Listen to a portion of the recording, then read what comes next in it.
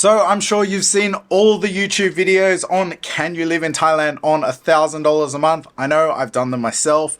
But in this video, I wanted to show you a more realistic budget of how much you should have when moving out here to Thailand. So let's get this out of the way right off the bat. Can you live in Thailand on $1,000 a month? You can. I know I've done it myself. I have friends who have also done it themselves, but I don't necessarily think that's a great long-term budget for you for living here. Where I think this is great is if you're like me and you're coming out here to start a business or start something up and you want to be getting into a position where you will be earning more money further down the line, then I guess $1,000, and we're talking about US dollars here, $1,000 per month is a good baseline of where you can start. But in terms of wanting to live here for years on that amount, I think you'll basically just be surviving and not getting to enjoy a lot of what Thailand has to offer. So how this video will work is we'll break it down into different sections. We'll look at your fixed costs first. Then we're going to take a look at some basic living expenses, things that you can't control, that you will need to spend every month. Then after that, we're going to look at your spending money basically. So this will be broken down into transport and entertainment. And I'll give you ideas for how much things cost. We'll draw up a couple of example budgets. And from this, based on what you need and where you want to live, you should be able to come up with your own budget before moving out here. I will have this separated into chapters, so if anything that you're watching doesn't apply for you, just skip through to the next section. But let's get into it. Okay, so first up, let's look at fixed costs. So the first one, the most expensive one, and probably the one that will have the most variance is rent. Now, this will vary so much depending on what you want, where you want to live. For an example, if you want to live in Bangkok in the city center, it's much more expensive than if you wanted to go to Hua Hin or Pattaya or even Chiang Mai or a different part of Thailand. There are two websites that I always recommend. I'll leave links for everything in this video down in the description below, but the two go-to real estate sites I use are Rent Hub and Hip Flat. These are both awesome websites, and you can search by the condo. So if you find a building or something that you want to live in, you can search by the condo to get an idea of exactly how much you should be paying there. Now, for some quick advice on how to find the best place to live, if you're here already or if you're coming out soon, don't find something before you come. Have a look around here, explore, get to know the areas. The great thing here is if you can find a building that you want to live in, there's always availability. It's not like back home where places fill up and they're full. Most condos in the city are below 50% occupancy. So if you can find somewhere that you want to live, you should be able to find a place within there. The reason I say to come out first is because then you can familiarize yourself with the area. You can walk around. Is there a 7-Eleven or groceries or whatever you need, whatever your needs are, is that close to where you're going to live? Okay, so how much is rent here in Thailand? How long is a piece of string? It will vary a lot. But for this, if you wanted to live in Bangkok, we'll give a few different examples. If you wanted to live in Bangkok in the city center, I would say a good medium price range is around 20,000 baht per month. This will get you a decent condo. You can go much more expensive. You can go much cheaper as well if you want an older building. But for the newer condos with everything that you would want, gym, pool, co-working space, these will typically for a 1-bedroom go for around 20,000 baht per month. Now for a 2-bedroom, you're probably looking at it closer to 30,000 and up. And again, this will vary so much based on what sort of place that you want to live in. Now, out of Bangkok, things get a lot cheaper. So for an example, if you wanted to go live down in Pattaya, you can spend a lot less on rent every month. My good friend Sam, when he moved out here, he moved into an older apartment building and he was paying just 6,500 baht per month. And it was a decent place to live. It was a pretty good size. It had a good view out over the ocean. Once you're out of Bangkok city and out of the city center around the Sukhumvit area, the prices do come down considerably. So for this, jump on those websites, do a little bit of homework to get an idea of how much you'll be spending, because the budgets that we'll draw up, we're going to do for an average of 20,000 baht per month. So if your ideal place is less than that, then this is going to help you in your budget and you'll have a little bit more money to spend each month. Now the next fixed cost will be electricity, and electricity here, what do I pay? I typically pay, this one is 3,000 baht. That's on the higher end for me. I typically pay between 2,000 to 3,000 baht per month in electricity. For some reason, I've now moved into a 3-story house and the electricity bill has gone down somehow.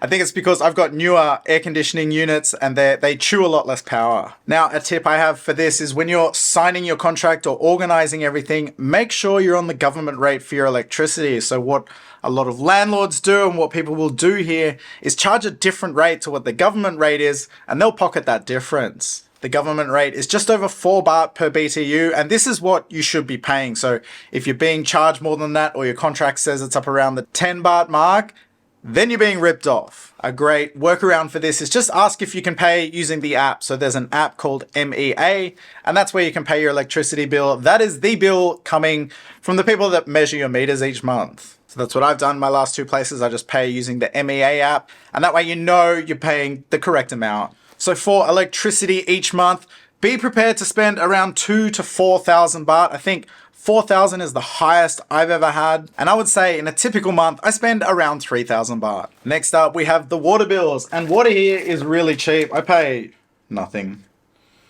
120 baht for a month of water. I think the highest I ever saw was around 200 baht for the month, which is, I mean, it's nothing. The water is unbelievably cheap here. So for the sake of our budgeting, we're going to assume that you're in a place for 20,000 baht per month.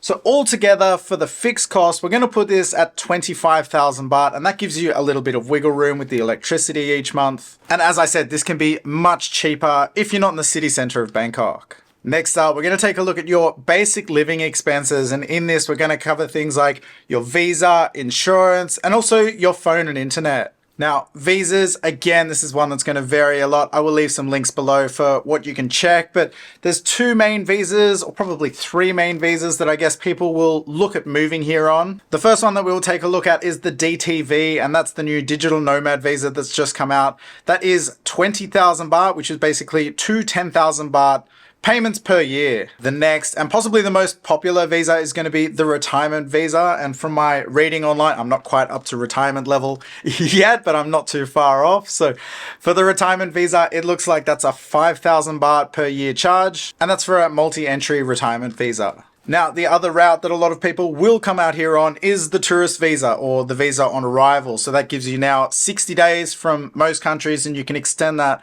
for a further 30 days. And you can actually stay here for the whole year. I've had friends that are living out here for many years just doing this, doing their border runs every 3 months now. So for this, the visa on arrival is free, but every time you extend the visa, which you will need to do 4 times throughout the year, that will be a 2,000 baht fee if you do that at immigration, and that can be 3,000 or 4,000 if you do that through a visa agent. Now, where this one starts to add up, this may sound like the cheapest one when coming out here, but it actually ends up being a kind of expensive option, because every time you need to do a border run, you can only do 2 land crossings per year. Currently, I believe that is about to change, but those land crossings to renew your visa every 3 months, they're 4,000 baht. Now, after you've used your 2 land crossings, you'll need to do 2 air crossings. So that will mean you need to fly to another country and fly back. And that's when it all really starts to add up and get quite expensive. So if you do want to move out here and set up, I do think the DTV is basically, it's a cheaper option for you in the long run. Next up, we have insurance. So while this isn't compulsory here in Thailand anymore, I think it's definitely something everybody should have. Thailand can be dangerous. The roads are pretty crazy. I've been hit by a motorcycle standing still on the footpath. So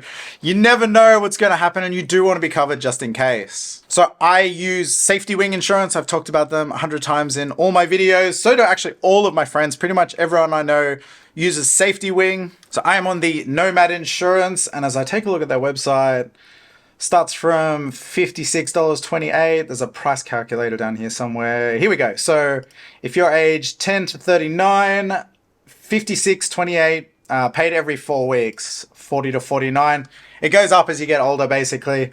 But what will happen is you can look at it and say, oh, it's more expensive as you get to the retirement stage, but your visa comes down. So if you're on the DTV visa or whatever, your visa fees are higher and the insurance is lower. As you get older, that flips around and your visa gets cheaper, but the insurance becomes more expensive. So if you're a digital nomad looking to come out here, you'll probably be paying around $56. If you're under 40, over 40, $92. And over 50, it goes up a little bit. So as I said, Safety Wing is the best option for me. My friends all use it as well. I've had friends make claims and it was a really smooth, easy process and it all went well. Thankfully, I haven't had to use mine yet, but I'd still rather have it than run the risk of not having it. I will leave a link for Safety Wing down in the description below. There's links for everything that we've been discussing today, but I do think Safety Wing is a great option. Now for phone and internet, this stuff is all really affordable here. I am on a basic unlimited Data plan with True Mobile, I pay 250 baht per month for that. And then with internet, I actually use AIS. And my previous place, I was paying 250 baht for unlimited 5G. I've now upped it to a higher speed at my new place.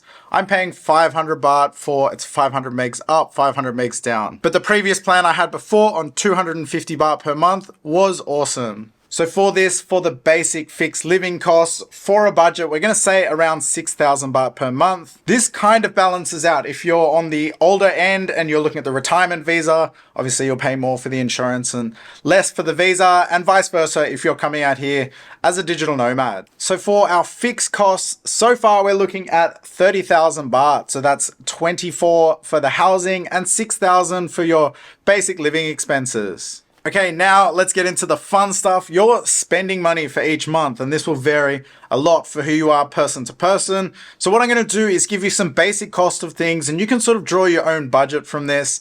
And we'll also come up with a pretty generic standard budget too.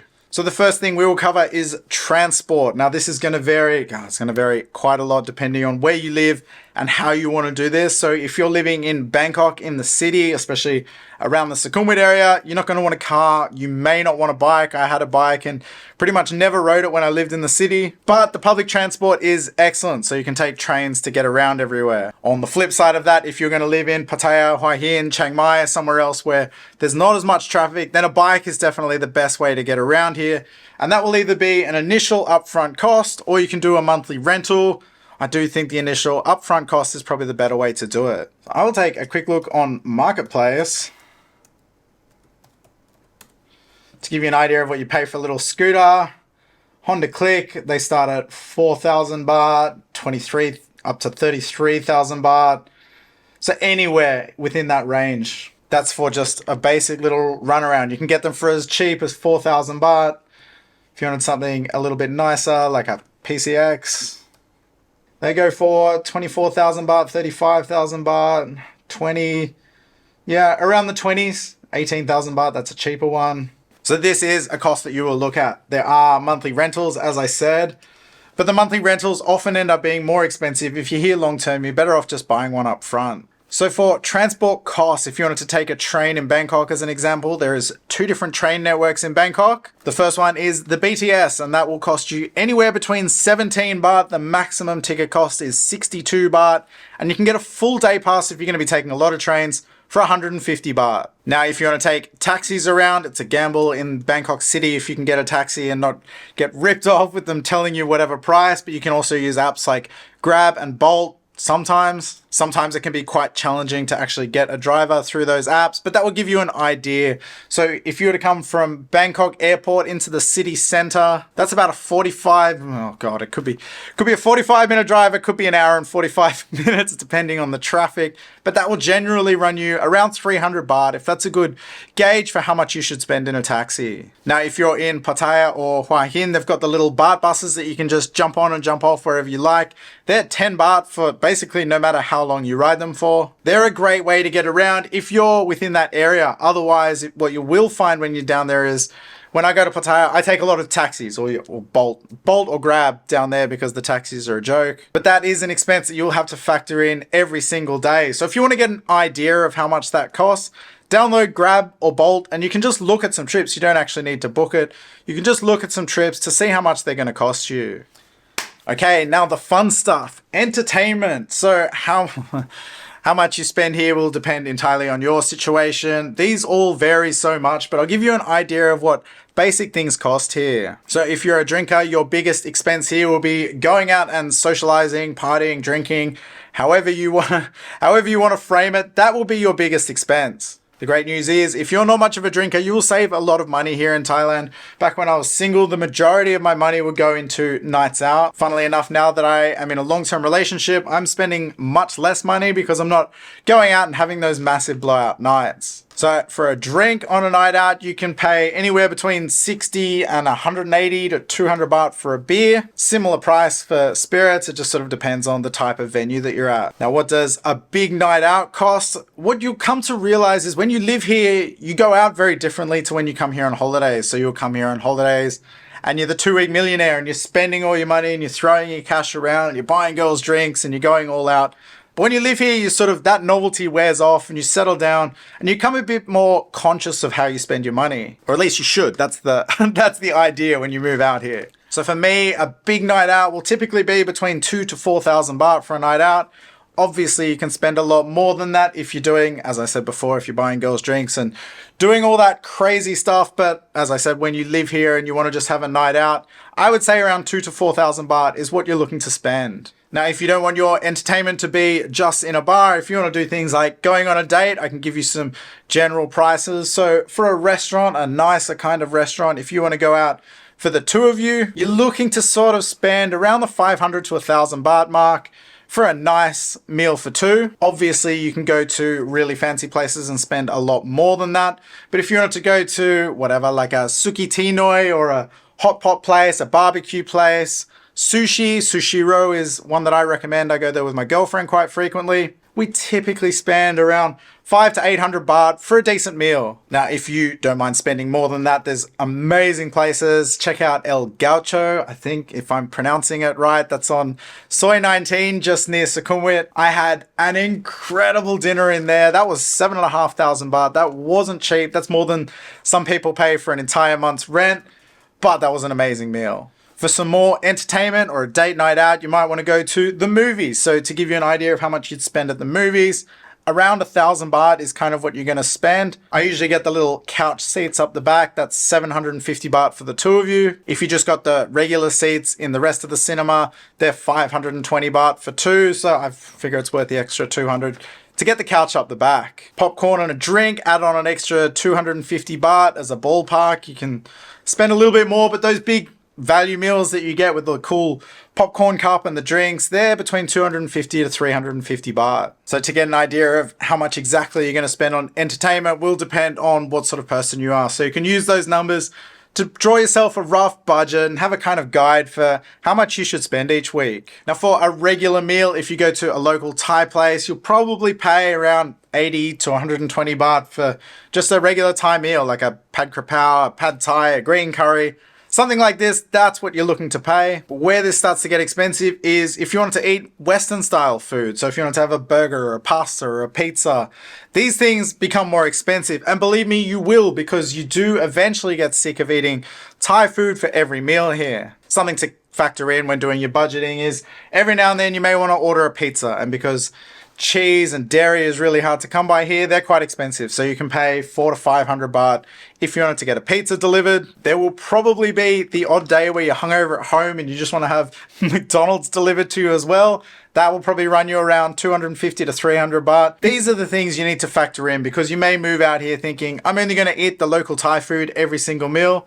But eventually you do get sick of that, and eventually you do want to change. So let's draw up some entertainment budgets. I have a couple of different examples here, and I can show you the one that I used when I first moved out here as well. So how I do this is I'll break it up into what you would spend in a week. So the first one we'll look at is a 10,000 baht spending budget per week. And this is just for transport and entertainment. So how I would do this is 5 days of spending 750 baht per day. And then you'll have 2 days, which is sort of like your weekend, where you can spend 3,125 baht. Now, if you spend less at any stage during the week, you can roll that over and have a bigger weekend or have more of a night out, or however you want to spend that money at the end of the week. Now, this might not sound like much, but I have my original budget here from when I first moved out here, and it was tight. So I spent 5 days, I would spend 450 baht per day, and 2 days, I would spend 1,200 baht per day.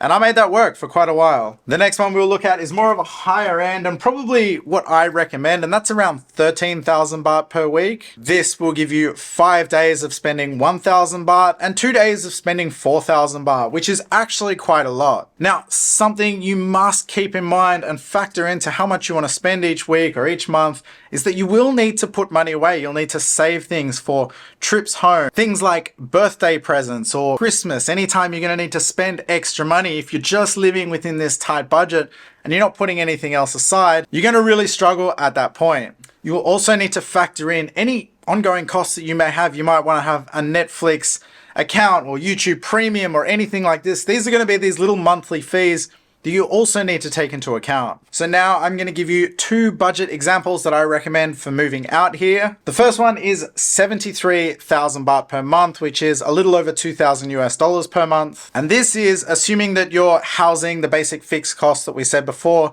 is 30,000 baht. So if you're going to be living somewhere cheaper or the rent's going to be less, then you can take this off the budgeted amount. This will tie in with the entertainment budget that I said of 10,000 baht per week, and you can sort of break that down into 5 days where you spend 750 baht and 2 days where you spend just over 3,000 baht. The second example that I will give, and this is the one that I probably recommend, is 86,000 baht per month, and that's broken up again into assuming that your living costs are 30,000. This can go up or down, but this one will allow you that 13,000 baht per week, where you can break that up into 5 days spending 1,000 baht and 2 days spending 4,000 baht. And whatever you don't spend each week, you'll be able to save a little bit or put aside for things like I said, a trip back home, for a holiday somewhere, birthdays, presents, Netflix accounts, whatever these extra costs are.